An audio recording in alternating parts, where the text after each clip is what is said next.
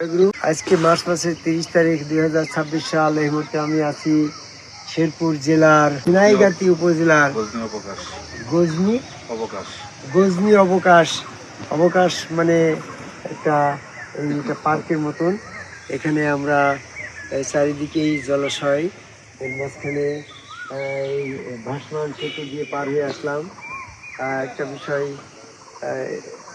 বলতে চাচ্ছি যে অনেকেই বলে হাসিবুল চিশতির গবেষণামূলক এই তথ্য কোরআন গবেষণা করে 1400 বছর পরে কি দিয়েছে, এই বিষয়ের পরে আমি সংক্ষিপ্ত কিছু কথা বলতে চাই।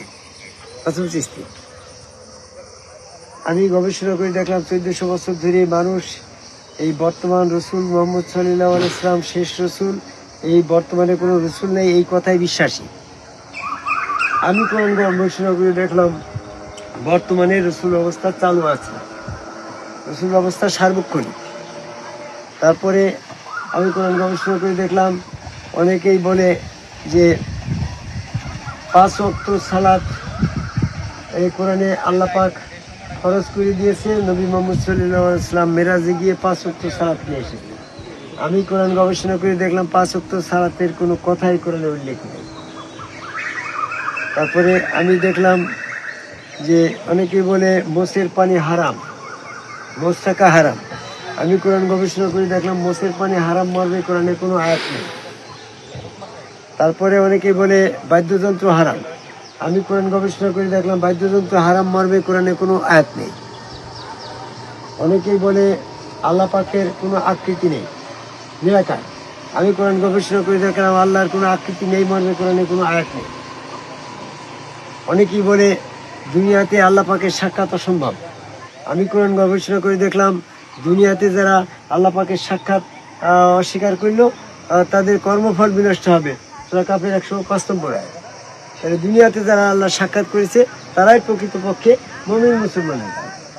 এরকমভাবে আমি অনেকেই বলে যে আদম সেজদা শিরক, মানুষের জন্য আদম সেজদা শিরক, মানুষকে সেজদা করা যাবে না।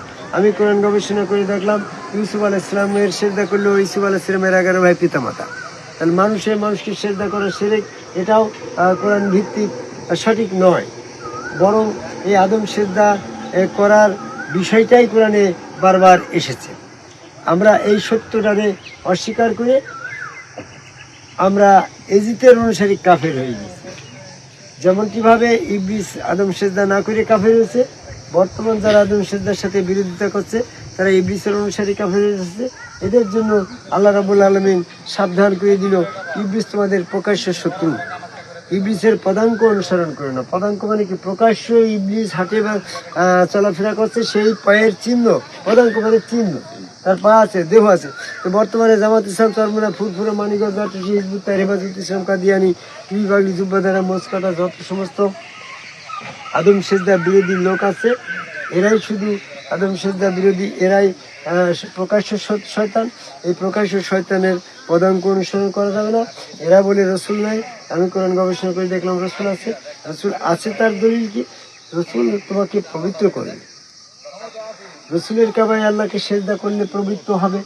এই জন্য পবিত্রকরণের সাবজেক্টটা আল্লাহর হাতে রাখে না। আমরা আউযুবিল্লাহ বলে শয়তান থেকে পবিত্র হয়ে যাচ্ছি, কথাটা এমনটা নয়। যদি আল্লাহ পাকের কাছে আশ্রয় চাওয়ার পরে আল্লাহ যদি শয়তান থেকে পবিত্র করে দেয়, তাহলে পবিত্রকরণের দায়িত্বটা রসুলের পরে কেন দিল? সূরা বাকারা 151 নম্বর আয়াতে রসুল তোমাকে পবিত্র করবে। এই রসুল শয়তান থেকে পবিত্র করার এই আয়াত দিয়ে প্রমাণ হয় যে আল্লাহ পাকের হাতে মানুষকে শয়তান থেকে পবিত্র করার দায়িত্ব নাই, তার ক্ষমতা নাই। কেন ক্ষমতা নেই? মানুষ যখন শয়তান যুক্ত হয়ে যাচ্ছে তখন সে অপবিত্র হয়ে যাচ্ছে। আর অপবিত্র অবস্থায়, এই শয়তান যুক্ত অবস্থায় যতই আল্লাহকে সেজদা করুক, তার ভিতরে শয়তান থেকে যাচ্ছে। কারণ শয়তান তো আল্লাহকে সেজদা করেই। তো শয়তান যুক্ত মানুষরা যখন মসজিদে যে আল্লাহকে সেজদা করছে, তখন শয়তান তার সাথে থেকেই যাচ্ছে। এখানে যে সে পবিত্র হচ্ছে না। হাত পা ধুয়েছ, যেটা অজু প্রক্রিয়া করছে, অজু তো যতই পানি ধোয়া না ধোয়া ভিতরে তো শয়তান থেকেই যাচ্ছে, এতে তো পবিত্র হচ্ছে না। যে শয়তান সংশ্লিষ্ট হওয়ার কারণে মানুষ অপবিত্র হয়েছে, সেই শয়তান যতক্ষণ পর্যন্ত দেহের ভিতর থেকে বেরিয়ে না যাবে ততক্ষণ পর্যন্ত মানুষ পবিত্র হবে না। এই যে আল্লাহ আল্লাহ করা, জিকির করা, যা কিছু করো সব কিছু এই শয়তান করে। তুমি আল্লাহকে সেজদা করো, শয়তান আল্লাহকে সেজদা করে, সূরা আরাদের 15 নম্বর আয়াত। তুমি আল্লাহকে প্রভু বলো, শয়তান আল্লাহকে প্রভু বলে, সূরা হিজরের 36 নম্বর আয়াত। তুমি আল্লাহর কাছে আত্মসমর্পণ করো, শয়তান আল্লাহর কাছে আত্মসমর্পণ করে, সূরা ইমরানের 83 নম্বর আয়াত। তুমি আল্লাহ পাকের পবিত্রতা মহিমা বর্ণনা করো, শয়তান আল্লাহ পাকের পবিত্রতা মহিমা বর্ণনা করে, সূরা হাদীসের 1 নম্বর আয়াত। তুমি সালাত কায়েম করো, শয়তানও তো সালাত আদায় করে, সূরা মুমিনের 6 নম্বর আয়াত। তুমি যা যা করো সব শয়তানে করে, তাহলে তোমার সাথে শয়তানের থাকতে তো কোনো আপত্তি নাই গো। তাহলে আল্লাহ দেখলো যে এই শয়তান যুক্ত মানুষকে তো আমি পবিত্র করতে পারছি না, তাহলে এখন পবিত্র করানোর দায়িত্ব কি? যাও মুহাম্মদের কাছে যাও, ওই রসুলের কাছে যাও। রসুলের হাত আল্লাহর হাত, রসুলের পাল্লার পর, রসুল স্রোতে আল্লাহ বিশ্বাসে যখন রসুলের কদম মুবারকে সেজদায় চলে গেল, হযরত আলীর ভিতর থেকে শয়তান তখন বলছে আমি তখন আদম আলাইহিস সালামকে সেজদা করি না, এখন মুহাম্মদকে সেজদা কেন করব? আমি হযরত আলী থেকে বেরিয়ে গেলাম, পবিত্র হয়ে গেলাম। এই জন্য রসুল তোমাকে পবিত্র করবে, এই পবিত্রকরণের জন্য রসুল ব্যবস্থা সার্বক্ষণিক রাখা হয়েছে। যদি এখন রসুল না থাকে, তখনকার সময় মোহাম্মদ সাল্লাল্লাহু আলাইহি ওয়াসাল্লামের পায়ে সেজদা দিয়ে মানুষ পবিত্র হয়েছে। এখন সেই মোহাম্মদ সাল্লাল্লাহু আলাইহি ওয়াসাল্লাম নাই, সে কোথায় সেজদা দিয়ে শয়তান থেকে পবিত্র হবে?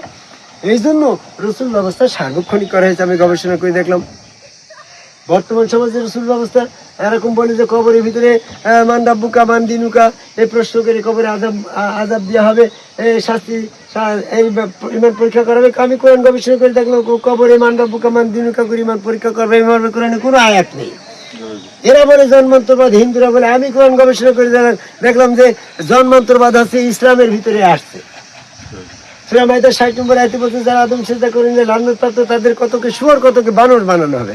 এই মানুষ মেরে যখন শুয়োর বানানো হচ্ছে তখন তো জন্মান্তরবাদই ফিরে আসছে।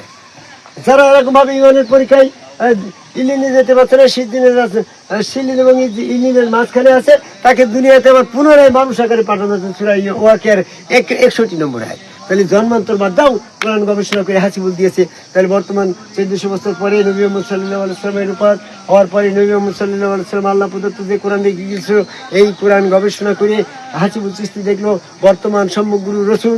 হাসিবুল চিশতি দেখলো কবরে আযাব নেই, জন্মান্তরবাদের বিষয়। হাসিবুল চিশতি দেখলো বাদ্যযন্ত্র হারাম নয়। হাসিবুল চিশতি বললো কোরআন থেকে মোষ রাখা হারাম নয়। হাসিবুল চিশতি জয়গুরু বলে, জয়গুরু বলাও কোরআনের ভিতরে হারাম বলে নাই, বরং আল্লাহ রাব্বুল আলামিন মুহাম্মদের জয় কামনা করছে, সূরা আল ফাতিহার 1 নম্বর আয়াত। এই জন্য অনেক গবেষণামূলক লব্ধ, আমি গবেষণা লব্ধ কোরআন গবেষণা করে আমি অনেক কিছু দিয়েছি। পবিত্র কোরআন থেকে বিষয়ভিত্তিক আলোচনা নামের গ্রন্থের ভিতরে এই সমস্ত বিষয়গুলো পাবেন।